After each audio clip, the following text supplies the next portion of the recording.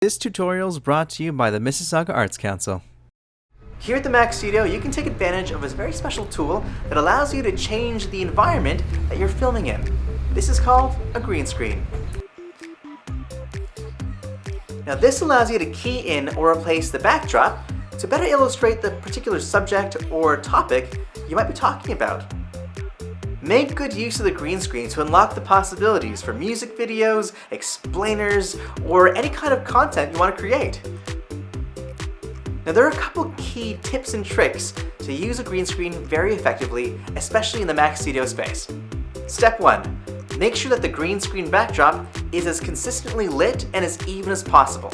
A good green screen is smooth and straight. You don't want to see any folds, so don't be afraid to use a little steamer to even it out. Using the camera settings for aperture and exposure can drastically change the way the green screen will appear on screen. The best way to ensure a consistent look for your green screen is by lighting it separately.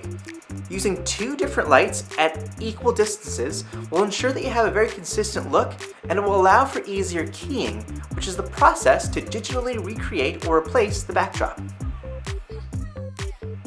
Now you'll notice the green screen is green, so you'll want to avoid that particular color or that tone unless you want something to appear invisible.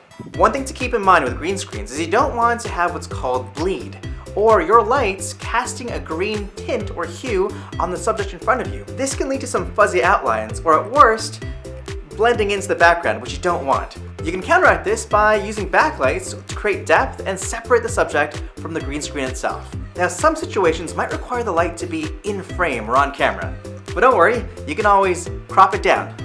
Another trick is placing your backlight directly behind you, as long as you don't move around too much. Now sometimes your creativity might require a wider shot showing your whole body, depending on what you want to do with the green screen and have fun with. You might be seeing a bit more of the studio than you'd like, and this is where cropping comes into play. You can always crop or trim down the frame in whatever video editing software you have, so you don't catch all the things behind the scenes. I think the best way to learn is by doing. So book your Mac Studio space, come on in, and have fun with it. The green screen is here for you. Mac members, create your own digital content in Mac's new studio space. Review the studio guidelines and book your slot by visiting MississaugaArtsCouncil.com.